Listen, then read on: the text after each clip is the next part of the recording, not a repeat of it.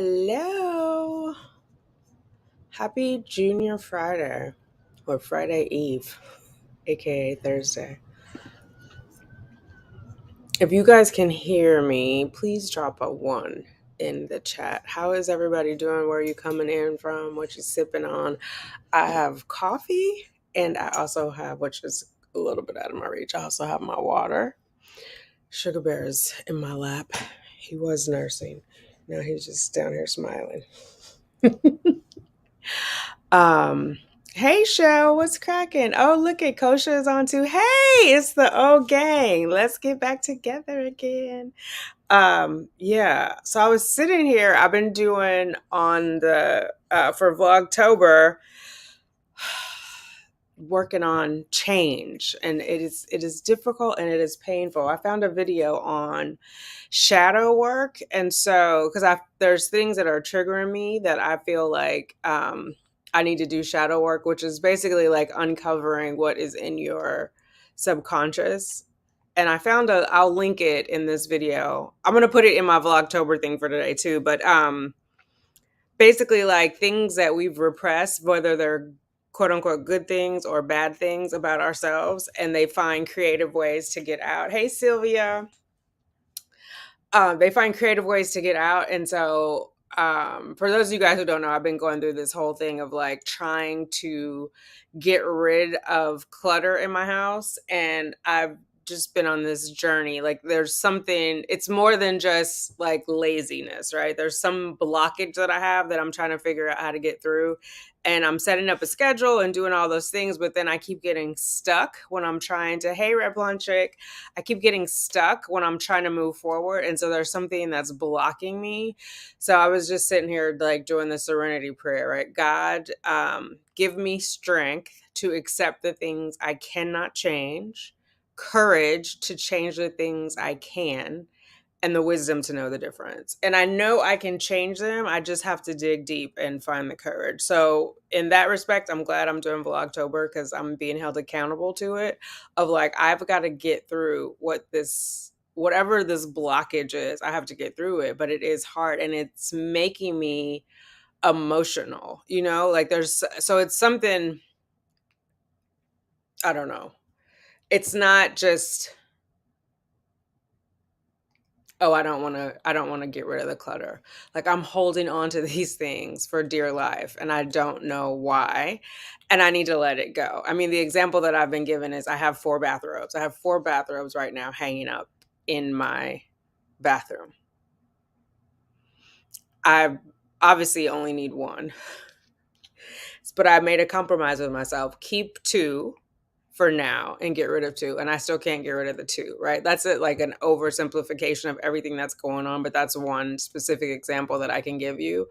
I have stuff in my pantry that I've thrown it out now. I picked up some stuff that was expired and took it out of there, but God only knows. And then I looked in there where the dog's little basket, and there's stuff that's been in that basket. Like it moved from 139th Street to 8th Ave. Like why? Um, yeah, so I just have to take responsibility for that and figure it out because I don't want to raise Sugar Bear in a house of clutter, right? I don't want him to think that that's acceptable or normal because it's not. And I just want to have like healthy habits for him and for him to live in like a healthy home. It feels like um chaos sometimes, right? Let me lift him up. And so I'm just wondering, uh-oh. You want to say hi to the people? Say hi. Say I turned 4 months. I'm 2.5 feet tall, which is just crazy to me. Hey, Sylvia, I had that too. I knocked those berries down, and you will too. So, Sylvia, what did you do to get through it? You hold on to stuff too, Kosha. Yeah, it's just like, I mean, part of it I know is like my upbringing, like moving every year, and also having an issue with like hand me downs. But that's so long ago. Uh, but there's some kind of comfort in the stuff because as I'm trying to get rid of it, it hurts. Like it literally physically hurts. And so I'm like, what is that about? So like I said, I started watching this video about shadow work, but it was getting me teared up. So I was like, let me take a break and talk to the fam. Hey Tiffany, how are you? Kosha says happy 4 months. You want to say hi? Let's see if I can get him to smile without throwing up on me. Up, up, up, up. Wee, boom. No, oh, there's a little bit of spit up. Let me see. Oh my God. Okay. All right. Say, Mama, I just ate and you didn't burp me. Stop playing around, lady. Okay, let's burp you. So yeah, like why is it? And it almost now I have much more sympathy or empathy for the people who are on hoarders. I don't know how they do it all at once. Like I think you need a whole separate therapy session. And then I kept making excuses of like, well, I'm gonna donate it. But then the obstacle is where I gotta figure out where to donate. I have to do the research. How am I gonna get it there? But I'm ultimately just stalling, right? Because at this point it can go in the trash. Like if that's the reason, sis, just throw it away. Um Even when I talked to the therapist yesterday, she was just like, yeah, there are places they'll come pick it up. But I'm like, I don't want to go on another adventure because I mean, you guys know me. I can't even stay. I can't even get on a connector. I just keep going. What is it? The 285? I can't get on the connector. So I'll be finding a million other things to do and then I'll be in the same predicament. And I'm trying not like I go back to work next month, so I'm trying to get it done before I go back to work, but that even may not be realistic. I just got to start somewhere. And so I mean, and I've got everything from like soaps to different cleaners, so I'm just looking around. All kinds of things that I'm holding on to.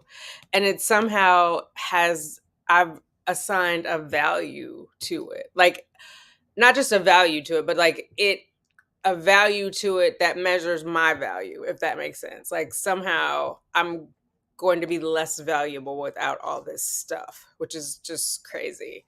Um, and yet I keep shopping. I just opened up a Temu bag yesterday. It was like I got cords for my phone, I got collars for the dogs, like flea collar. It's just, but now I still have old cords that don't work. I need to throw them away. Before I was holding on to them, like, oh, I have to find a way to like dispose of the electronics, which I used to take them to work. Maybe I'll put them in a bag to go to work, but I have to stop making excuses. So I have to figure out like what is the blockage.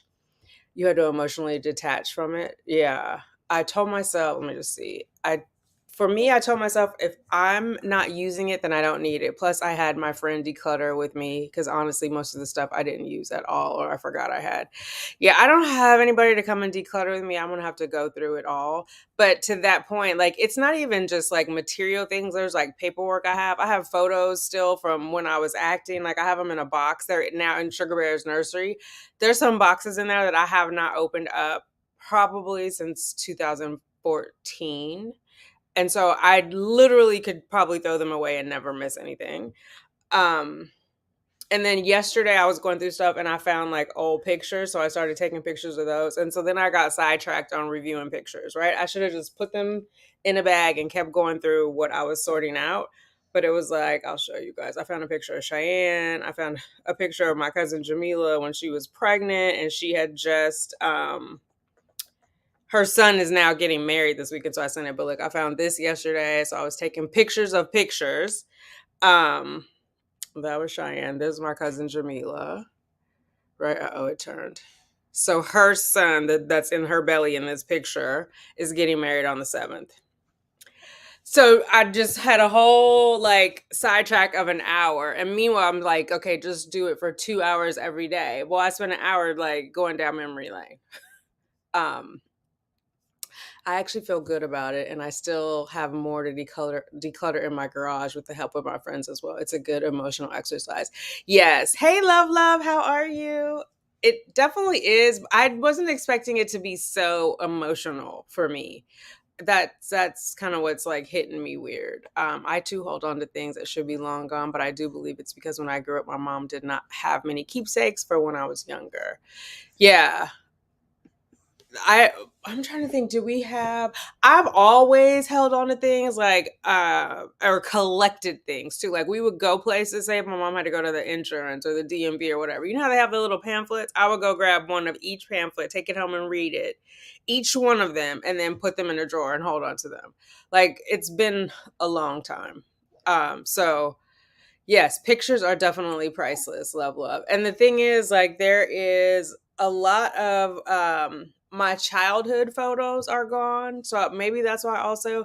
But I've been just sentimental forever. I have so many pictures of all of my family. I just love uh reminiscing, I guess, or like holding on to them. Some of them, that's all that I have left. Like I've got a picture of Cheyenne and my auntie Michelle together. It's hanging up in my wall, on my wall in a collage in my room. You know, she passed away in 2006 and she very rarely wanted to take photos, but because the baby was there, she took the photo, which is why I'm going to do the photo book for Sugar Bear for his first trip back. So he has like memories of all of those folks, you know, because a lot of them, I mean, some of them are in their 70s. They're not going to be around when he grows up. So, um, yeah. But oh, I know what I was gonna say. So a lot of our childhood photos got lost or are gone. Like my mom had a storage and she let the storage go like back, I don't know, in 1989 or something like that. So they're all gone. Like my high school prom pictures. I never got a yearbook. My best friend has two. Well, my childhood best friend has two of the yearbooks. So when I go to Florida, I'll look through them.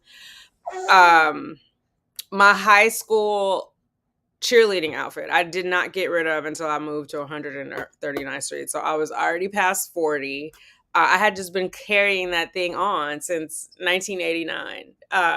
I wore it as a Halloween costume a couple years, you know, just like somehow those things are holding value for me. I recently started a baby and maternity boutique. Would it be okay to put Oh, yeah, definitely. Please share. Although I won't be buying anything because I have to get over my and so that's the compound of my problem, right? I hold on to things and then I have the shopping thing, and I think there's a part of me that enjoys. I don't even know if it's the right word, addiction. Like I've stopped drinking, but surely I was having a drinking issue at points in my life, leading up to my fertility journey and in my fertility journey.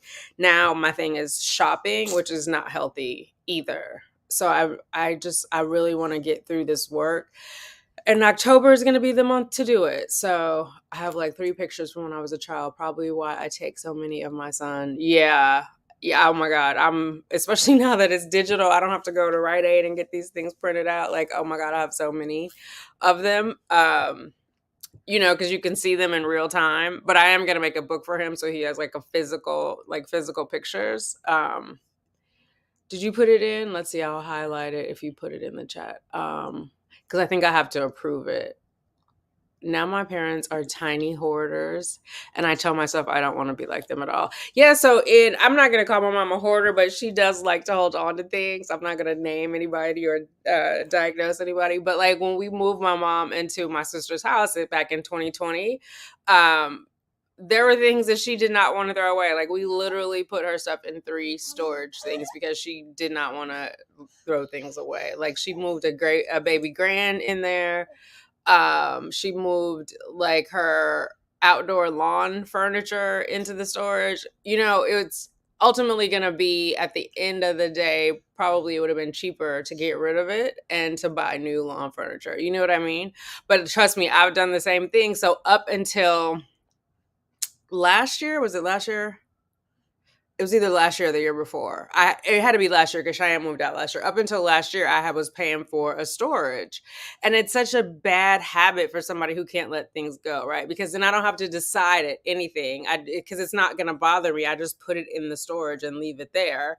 And then when Cheyenne moved out, I took everything out of that storage and put it in this what was the spare room, and then it became the nursery. So now the stuff has had to come out of it. I mean, there's still a stack of boxes in his nursery that I need to get rid of, but I don't have a place, another place to put them.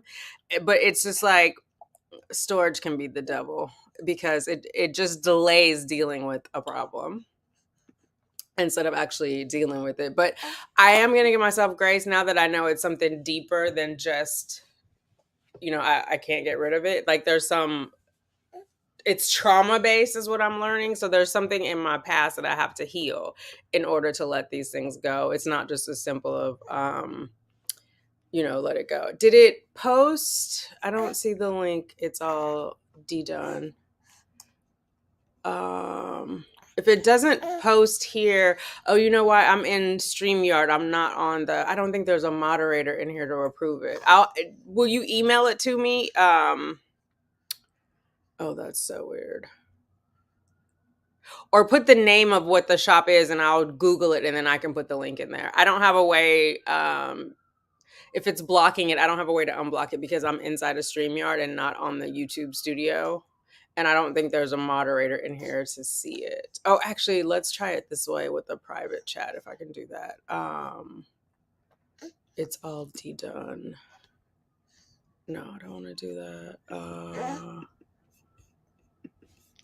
Shoot. Okay, I'm in here doing too much.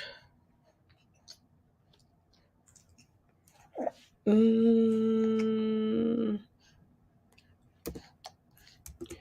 I do the will it pull you up? Yeah, no, I can't see that. Okay.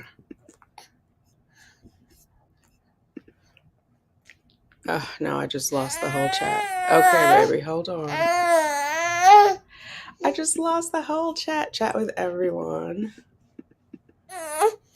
See, I was trying to do too much. Oh, wait, here we go. Okay.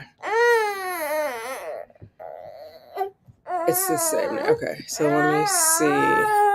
Okay. Hang on. The boss is calling. Yes, sir. Okay. Oh my God. Okay, so let me go to Google All D Done LLC. All D Done.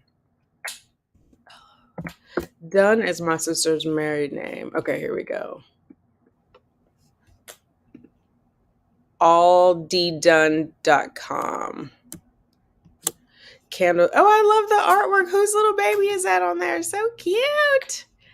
I love her little dress. Okay, where are you guys? Let me get back over here. I'll show you guys too really fast so you can see. Share screen. Yeah, let's support one another. Okay. You guys see that? Isn't that cute? Let me take the message off the screen. Let me take myself off the screen. Okay. Let's accept the cookies.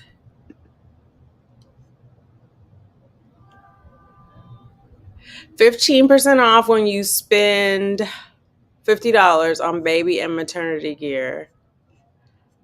Oh, I love these. I need to be off of here. I can't buy anything. I'm sorry. But yeah. Oh, these are so cute.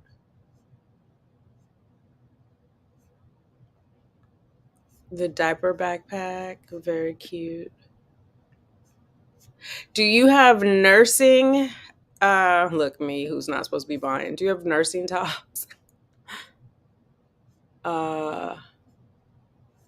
So yeah, if anyone's got littles at home or are pregnant or want to give yourself a faith gift, definitely check that out. Thank you. Oh, that's your daughter. She's gorgeous. Oh my God, so cute. Okay, so hopefully you guys save that. But yeah, absolutely. So yeah, I am just, this is going to be more difficult. I'm upbeat about it, but like I said, it is emotional. It's just going to be more. Let me turn off my sound. Oh, it's on the computer. Let me close this. Nope. Sorry, guys. Somebody's texting me. So it is not easy. So I guess if anybody else is going through it, I'm glad I'm doing it now because I want to go into 2024 with like a clean slate and having a little more understanding of myself. And I'm going to do group therapy tonight. And then I have like the regular therapist tomorrow. Yesterday I had the lady who does my meds. But yeah, I wanted to hop on here and share. I'm revisiting my Abraham Hicks books. I got him down here. I can't because he's but it's the one, The Power of Emotions, The Astonishing Power of Emotions, and then Ask and It Is Given to oh, thank you. I will. Okay, so you're encouraging my shopping habit. I will look and see. Yeah, so it just is, if anybody else is going through the same thing, I just want to offer encouragement. You're not alone. The struggle is definitely real. And it is, I'm glad to be digging into it though. Like, I definitely, a friend of mine at work, like one of her parents passed and she had to clean out their house. And she was like astounded by all of those like things that the person had collected.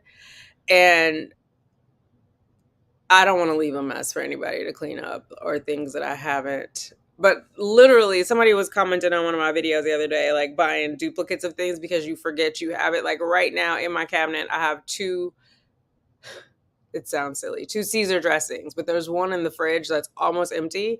But I forgot I had ordered like a backup already and then ordered another one. Do you know what I mean? Like, so I might have to just go all the way to the opposite end and like inventory everything and keep track of it until I have a better handle on like what's happening.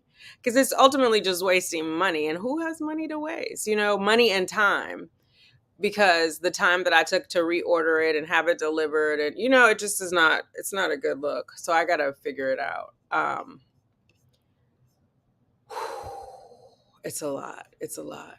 It's so interesting too. It gives me like a fresh impression of how much our childhood impacts us for the rest of our lives. And I think it's a good perspective to have now that I've got a new one at home. And so just mindful of how everything, like kids are sponges, and even the things that we don't openly acknowledge are still impacting us. And the thing about the shadow work is it's sometimes things that we've unknowingly repressed, because the woman was saying like it can be good or it can be bad, and not like in a moral way, but it can be a positive or it can be a negative. Like, say for example, you could have like selfish tendencies, but you're suppressing it because someone gave you shame about being selfish, right?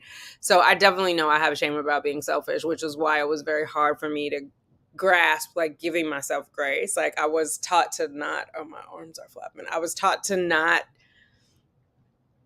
put myself first, right? Basically, I was taught that was bad. Like, you have to think about everybody else first, which now I know it doesn't make sense, because if you don't take care of yourself, you can't take care of anybody else, right? So I'm still trying to reconcile that. Like, I know that from an intellectual standpoint, but from a visceral standpoint,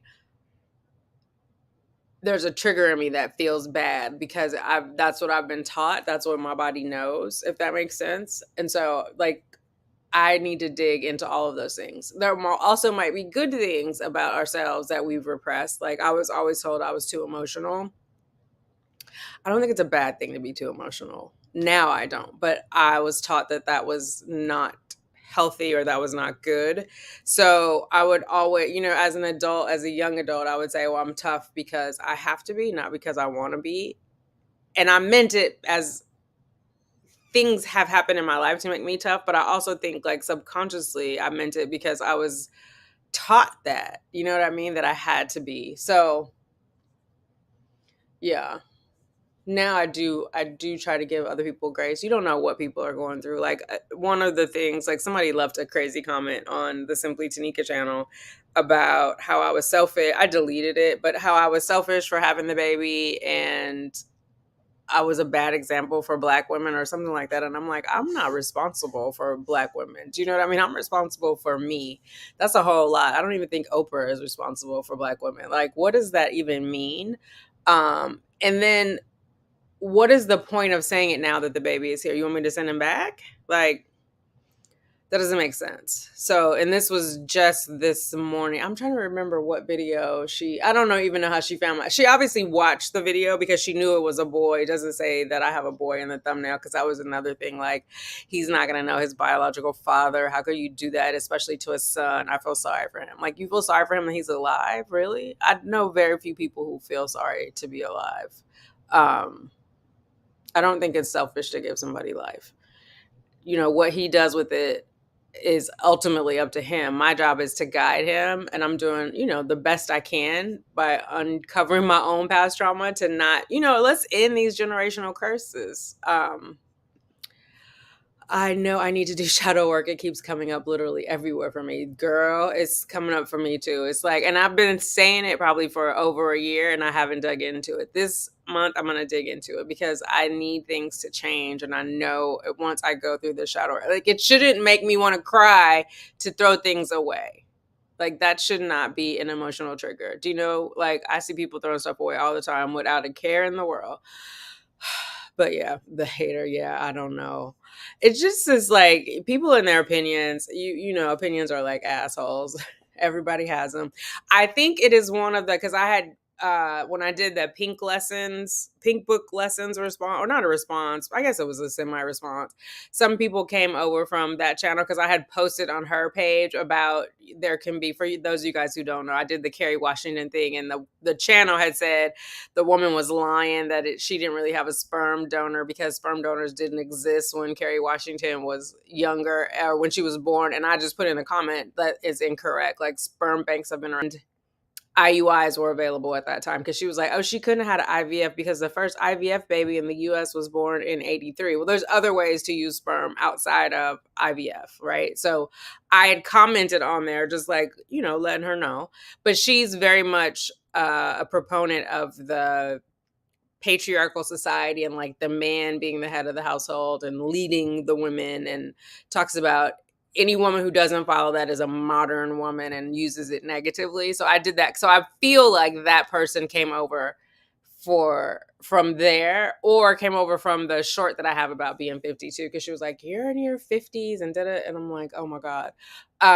Like I don't have those people in my normal life. It's only on the internet. But again, you don't know what I went through. You don't know what I have to offer. You looked at, maybe 7 minutes of my life and decided that I made a horrible mistake. Like my son is not a horrible mistake. I'm living my life with intention. And yeah, I mean, that's just that. I'm going to be a better parent now than I was at 23 just because I'm different. I inflicted a lot of trauma on my firstborn because I didn't know it was trauma. Do you know what I mean? I didn't know that was what I grew up with. I had normalized it. Just like when you see people and you're like, the mom has 8 kids and is on welfare, and then one of the daughters ends up with a bunch of kids, and everybody will always say, well, you think she would know better from her mother. No, it's the exact opposite. She knows the life that she lived, and so she's repeating it. Like you have to do work to decide to make changes, And I've done that. I've done it before as far as like where I've come in life. Like I'm from a single teenage mom. I could have very well have ended up on welfare for the rest of my life. Do you know what I mean? I made a conscious decision to overcome that. And so I can do that again, but like what's inside my home. I've been very focused, I guess, on what can be seen externally, and not, again, it feels selfish to work on myself. Like that's very self-indulgent, right? To be like, I want to be a better person. Everybody doesn't have the time for that. Some people are trying to figure out how they're going to keep their light bill on. They don't have time to be a better person. Do you know what I mean? And so it's like, I have that luxury, so to speak, to do it. So I'm going to do it no matter how much it hurts. And I think just like if you've ever been to therapy and like started talking about something and just broke out crying because you didn't realize it would trigger you in that way, or that it was painful. I think it's the same thing. Like I've got to push through it. And the prayer, I'm asking God for the courage to change the things that I can. So, hey, Michelle, what the hell is wrong? I don't know. People say crazy stuff. And then the other thing is like being nasty to people. You don't know what their mental state is, right? I just had a baby. I could be going through postpartum depression or baby blues or, whatever. There's that other one that's really bad where the moms start killing the kids. Like, what if I'm on the edge and you leave this comment? Like, be kind to people. It costs you nothing, or just shut the fuck up. Like, that's not difficult. Nobody asked you for your opinion. I'm not saying you can't have it, but don't come spew it over here. Do you know? Like you have no idea. Meanwhile, I have like lots of women who are like, "Oh, I'm so glad you're sharing the story. It's my story too. I don't feel isolated." We want what we want, and we have a right to that, and it's not for anyone to judge. And because I'm 52 doesn't mean I'm not going to be here to see him grow up. Like tomorrow is promised to none of us. My mom's mom died when she was in her 30s. So being 50, I'm healthy. It doesn't, people just have strange opinions. There are also people who think like gay people are pedophiles and then they spew that over the internet. Like it just I can't control those people, but I can control my thoughts. I can make sure that I'm the best human that I can be and give these people grace that they don't know any better. They're repeating trauma, you know? Just like when I was pregnant with Cheyenne, like relatives would be like, you ruined your life because they're repeating the trauma that was taught to them. How am I supposed to feel good about raising a child when now you've told me my life is ruined? Obviously, now I have the ability to look back and say they were crazy, but I'm sure I put a lot of pressure on her because of that. Like we couldn't have our lives ruined, so I put a lot of pressure on her to like succeed. Do you know what I mean? Succeed versus just being a good human being. And so we have to break those generational curses. We have to stop talking crazy to each other. We have to stop talking crazy to our children and just saying things. Even simple things like telling a child that they're bad. They aren't bad. Children aren't bad. Their behavior might be bad. Do you know what I mean? But what does that do on the psyche if someone is telling you every day that you're bad? Oh, you bad? He's bad. I hear that all the time in the story. Get your bad ass over here. Like that. That's trauma. You're inflicting trauma. It's psychological abuse. And people don't mean it. They just don't know any better. I did shadow work last year and it was really hard, to be honest, but it helped so much. Yeah, Moonlight. I'm discovering it. I'm only like really digging into it this week and it is very hard, very emotional. I'm sure you can hear it in my voice. Like I was in here crying earlier. It's just like it's a lot, but obviously I need to do it.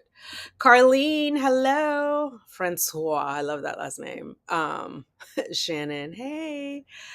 Don't worry. I'm 47 trying to get pregnant from a bank. The cis is made, it's not her. Oh, congratulations. I hope that it all works. With Sugar Bear, enjoy the gift and pray for the. Yeah, that's all I can do. I used to really get mad and get frustrated and want to go like hand to hand combat with these people in the comments, not physically. But you got to let those people go. God bless them, as they say in the South. God bless them. God bless their soul. No, I'm serious. Like, you got to hope for them that they can overcome that trauma and that they stop inflicting it on other people. But I am not going to be susceptible to it. You ain't going to talk me into crazy. I'm trying to rise up. I'm trying to vibrate higher. You know what I mean? And that's like the basis level to get on the internet and tell somebody how they're not living their life or how they should live their life. And what am I meant to do with that information?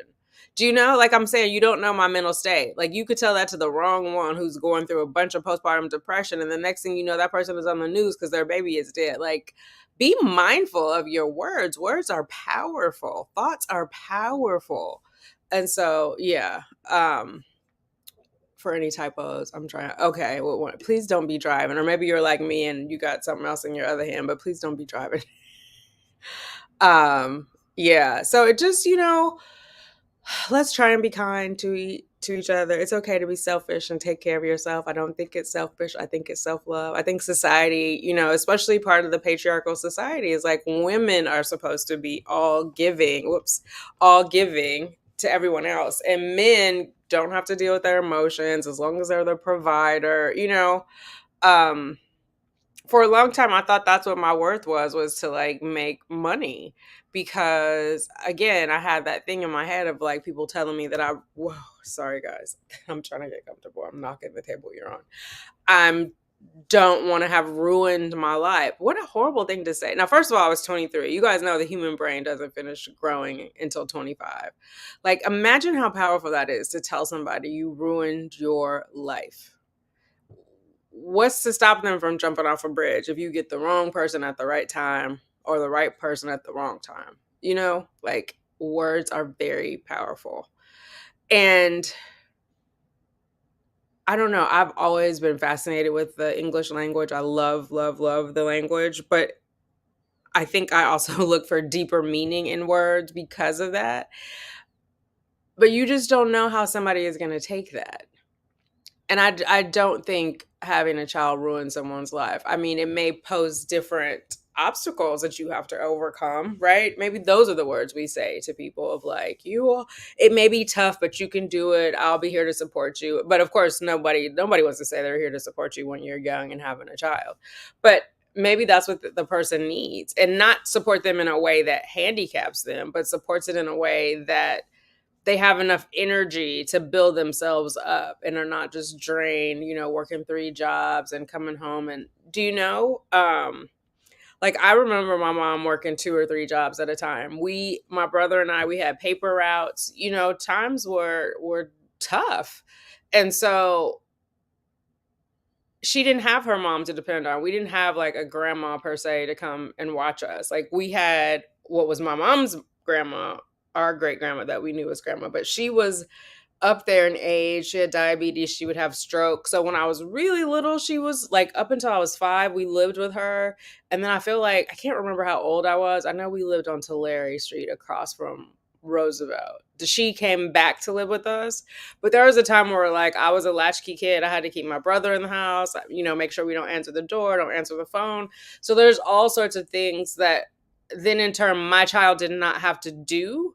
But I felt very judged as a parent because I had been told I had ruined my life. So it was like I almost projected perfection onto her, right? Like, because I was worried about what people thought. Like, what a horrible thing to instill in a child. Like, who cares what other people think? Like, live your best life.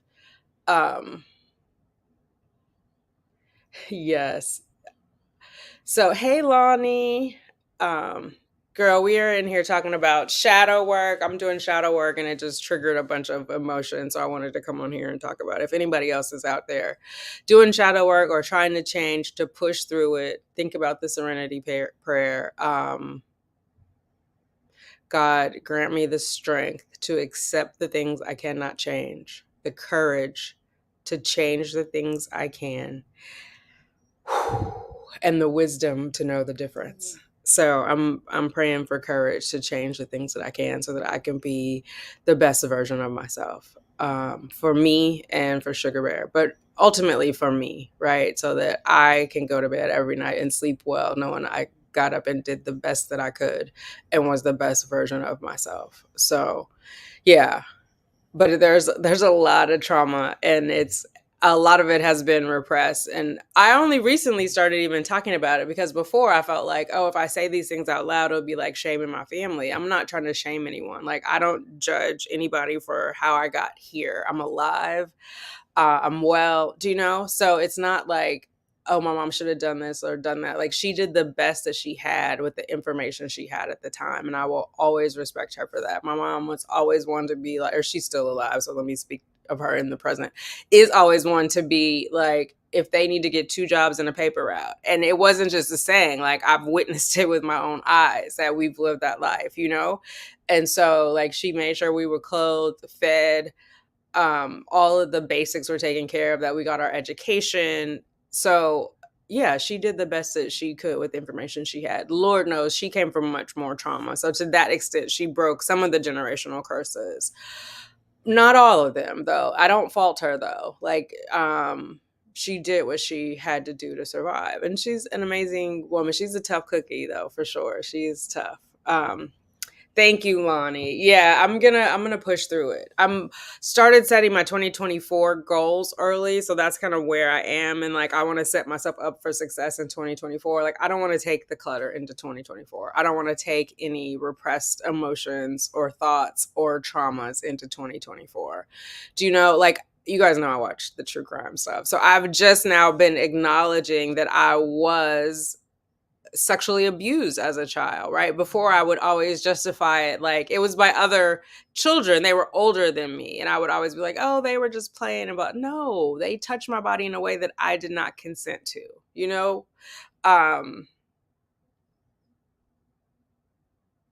Yeah.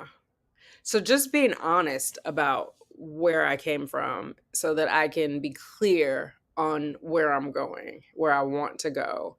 And I want to get there without all the baggage of the past, and not to discount that it happened, but to manage it, reconcile it, and move forward. Because why do I want to carry it? God willing, I might live to be 104. If not, I'm more than halfway done with my life. I don't want to keep carrying that around. Like, that's a heavy load. It's heavy. I'm sitting here like crying over trying to throw out robes. So yeah, I just want to let it go. I want to be free. I want to be free. So anyway, that's my little sharing of thoughts that I just wanted to get on here and say. I will have a Vlogtober up on the Becoming Tanika channel, but I wanted to say this in real time in case there's anybody that it resonates with.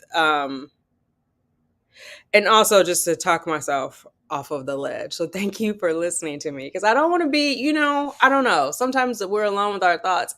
Once you, what I found is once you say something out loud, you take the power away that it has from you. Like I started doing that a couple years ago, like at jobs. People would say stuff to me that I thought was crazy, but I'm like, well, maybe I'm tripping. So I'm just gonna repeat it out loud to other people and see how they react. And then they'll be like shocked. I'm like, oh, okay, so this is not okay.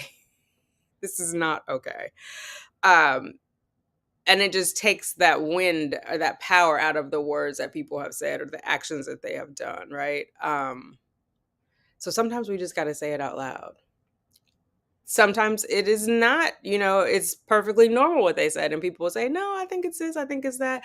But be mindful if you have a friend that you're telling things that seem strange to you, if you're sharing that with a friend and every time you tell them they negate your feelings, that person is not your friend. They're like, well, you shouldn't do this, you shouldn't do that.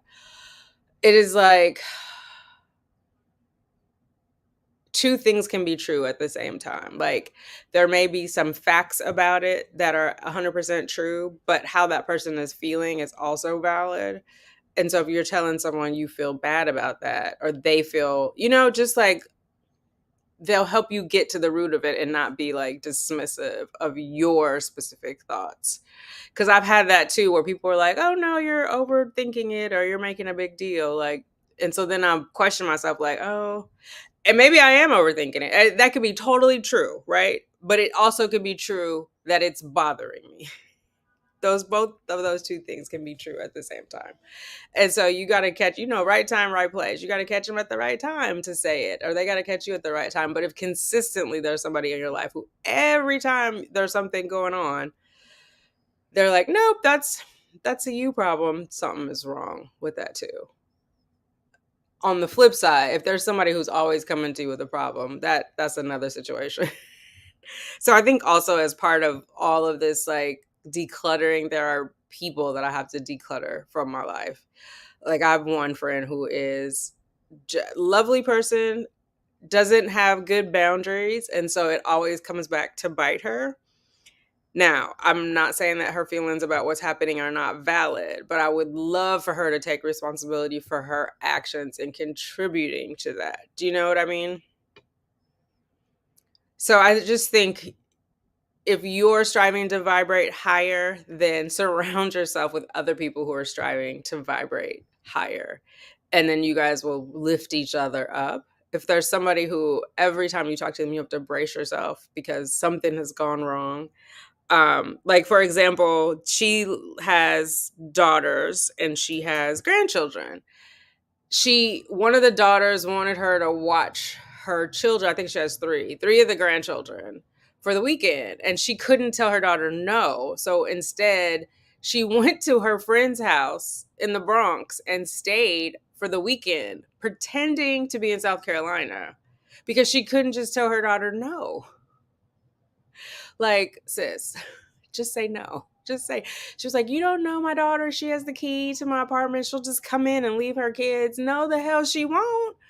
We all have interior locks in New York. I don't care who has the key. We all have interior. Lock the door if you tell her no and she can't. You know what I mean? So it's like those kind of things.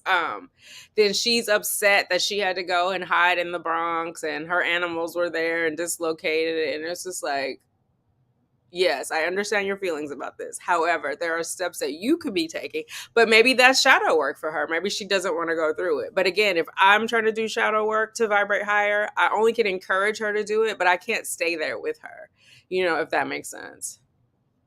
Thank you, Nit. Oh, I appreciate you. Thank you.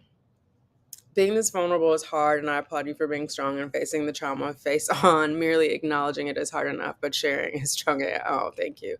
Yeah, it is. I just have to be like honest with myself. There's a lot of stuff that I pretend it didn't happen, but it's still like rolling around in my head, and it's impacted my relationships. And so, yeah, I was.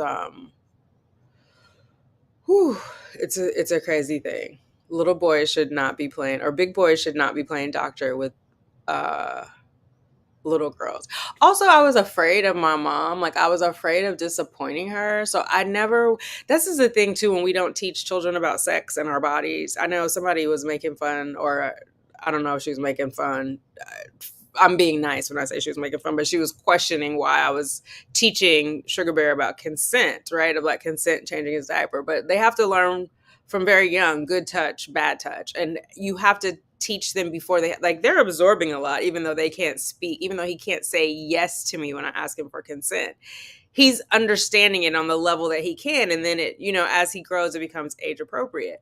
But when you tell children, like, don't do the nasty or blah, blah, blah, there's shame associated with that. Now, I wasn't doing the nasty per se, but nasty things are being done to me. So I was afraid to say anything because I felt like my mom would be angry with me. So I just pretended it didn't happen. Do you know? And then I remember, this is like the weirdest thing that was happening to me. I went outside to play with someone else and I like screamed in his ear, and then he started crying. And I remember, like, for weeks I thought, oh my God, I probably damaged his eardrum. So then I felt shame about that, but I was reacting from the other thing that I felt powerless from. So I just think, like, the more we can teach children about sexuality and all of those things, then it destigmatizes like what's happening. And I thought I did all the right things with Cheyenne, but it turns out, I did the best that I could with what I had at the time, and we'll leave it at that. But I want to be better. I want to be a better parent. I want to be a better human being. So I have to sort through, like, no matter how painful it is, but so I can heal myself too, right? I know sometimes when people die, they say, the pain heals over time, or it gets better in time, or it lessens in time. And the truth is, we are able to manage it better in time, but it doesn't hurt any less. Like, I remember the day my great grandma died, second day of 8th grade. It doesn't hurt any less. I just have learned to manage those emotions better because I've had more time.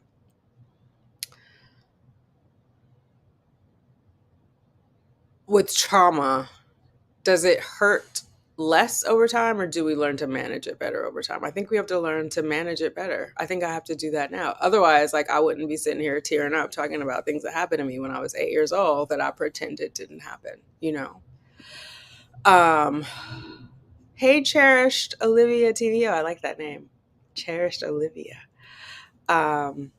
So shadow work is, there are things in our subconscious, that traits that we've had or things that we've dealt with. I'm going to pull it up actually, because I'm going to put it in this video for later. But let me do this because this woman says it better than I can say it. So I want to just give me 1 second. I'm just going to pull it up on YouTube. But there are things in that are repressed, that we've repressed. And they move from our consciousness to our subconscious, and they find ways to express themselves. And it's because we haven't dealt with them. Either we were told, how do I do this? Either we were told that we shouldn't have that, shouldn't do that. Say, for example, we were told not to be selfish, so we suppress that part of ourselves. But then there's something inside of us that will help that selfishness find a creative way to get out. And then we're not in control of it because we are not conscious of it. I wrote it down. Let me just, because I was working on another video. So let's just do, what's the time marker? Oh God, where did I put it? Give me 1 second, guys. Sorry. I think it was 102. Do you remember, Sugar Bear? You're awake again? Okay, 102 to 507. So this is going to be a 4-minute clip I'll pay for you guys. And then because she'll explain it much better than I explain it.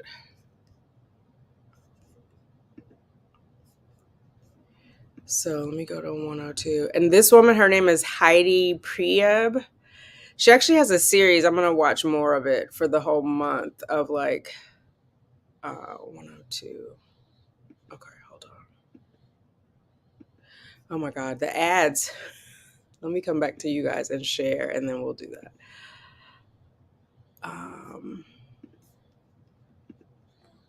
Share screen.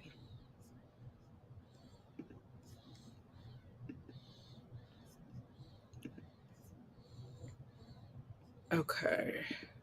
So let me make this bigger. Whoa. Here we go. I know it's on mute. Give me 1 second. I just don't want to hear this this gentleman. Shadow work. Attachment theory predominantly looks at what we learn to repress very early on in order to not get rejected or abandoned by our caregivers. Let me play it back just a little bit, so hopefully they don't give me another ad.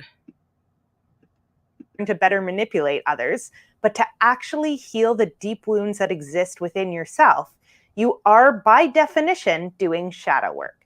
Attachment theory predominantly looks at what we learn to repress very early on in order to not get rejected or abandoned by our caregivers.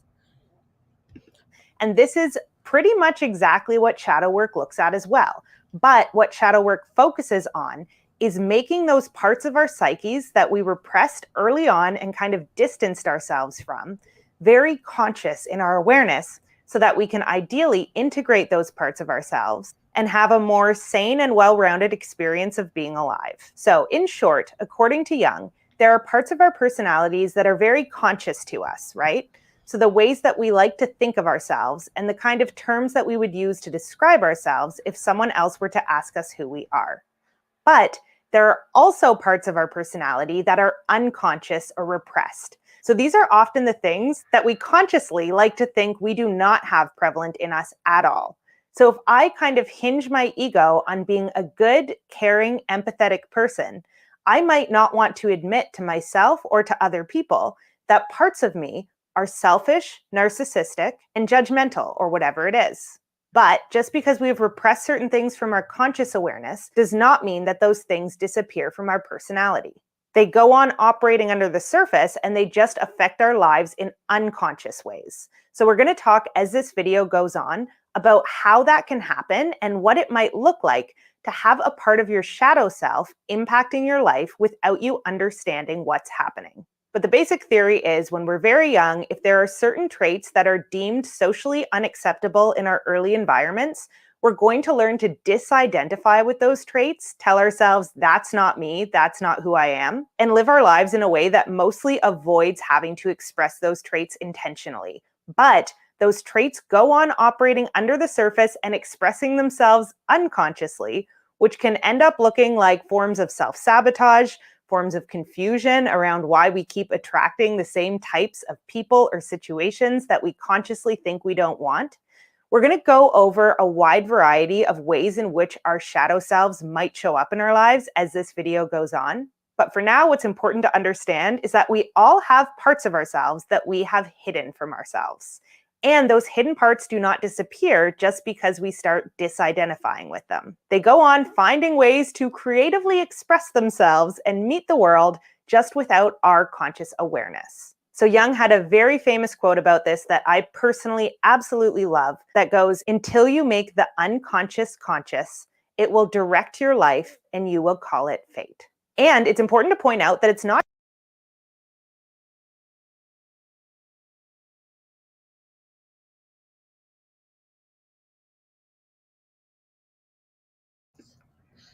So hopefully that was a clear enough synopsis of it. So because I was having an emotional response to decluttering, I knew that I know that there's shadow work that I have to do because I can't figure out how to get rid of the 4 robes that I have that I clearly don't need, among other things. Isaiah 61:1. Hey. I'm right there with you as far as the holding on to things and trying to declutter. Yes. Undiagnosed ADHD presented as stress, anxiety, and depression because of executive function challenges, which often makes it difficult to get things done and figure out what to do when. So I was just talking to the nurse about this yesterday in my therapy session, and she was like, "No, I tested you for ADHD in the beginning." I was like, "What were the questions again?" And so it was like the ability to complete projects. Well, I've scored high on that, but I complete projects at work for a living. It's the projects at home that don't get completed, right? So I'm wondering if I do have ADHD. Like, I'm diagnosed with anxiety disorder, but maybe it is because I've, like I said, or maybe I didn't say, but anyway, I've been watching a bunch of videos about like the psychology associated with clutter and the problems, the obstacles of decluttering when you have those. And one of it popped up in the feed of like someone with ADHD and they're decluttering, and a lot of it resonated with me. I don't know if I have it or not. There could be parallels, but she was like, just she's going to run it through insurance because there's some diagnostic tests that they have for it, but she was like, it's expensive and sometimes they don't clear it. And so she just wants to see first. I'd be willing to pay out of pocket, but of course, like, let's see what insurance does. And then she just encouraged me, like, tomorrow I have a regular therapy to talk through it with him. But yeah, so there are, like when the woman said, you end up repeating the same behaviors again that you thought you didn't want. Like, for example, for me, it shows up in relationships. Like, I keep ending up in like abusive relationships. And even in relationships, like, I've been sexually violated and I normalized it. Uh, it's the stuff that I'd never addressed from childhood that now I need to address. I mean, I've been single now since the first week of 2020. I'm working on myself. I need to work on myself. I think sometimes we get just running from relationship to relationship. I was running from situation to situationship. I knew something was wrong, so I was like not looking for committed relationships, but it's deeper than that. I don't want to keep repeating the same mistakes or keep attracting the same things that I know are not good for me. So I want to do this shadow work. And I'm not kidding myself that it'll just only be these 3 months that I have to do it. I'm sure there's a lot more. Like, these are the things that have been coming up for me, but I've only started thinking about it maybe for like the last couple of weeks. So who knows what will come up. I'm wondering, like, I don't know if this is too far. Has anybody done hypnosis for like repressed thoughts? And if you did it work? You've been doing shadow work yourself? Yeah. It is good to do, but it's painful. It is just like, oh my goodness. Sounds like something I need to delve into. It's definitely worth looking into. I have the inattentive type of ADHD, AD, yeah, yeah. I know there is something related to executive function. So I just, yeah. And one of the things Tasha sent me yesterday, it was like, ADHD looks like being able to go clean somebody else's house, but coming home and not being able to do yours. Like, I can go to my sister's house and scrub everything down and like, let's find a place for it.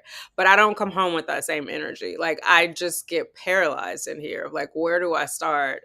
And so one of the videos was suggesting like start small with a spot. Like, don't even try to do a whole room. Like, do a drawer and see what that feels like and pull everything out. Like, what's expired, what's good, what's the last time, like, set up criteria for getting rid of stuff before you start going through it. So like, if it's expired, you're going to throw it out, right? Like, you're not going to negotiate with yourself. So you set up the rules first before you start the decluttering process. So you apply that rule consistently so that your emotions and any blockages don't get in the way.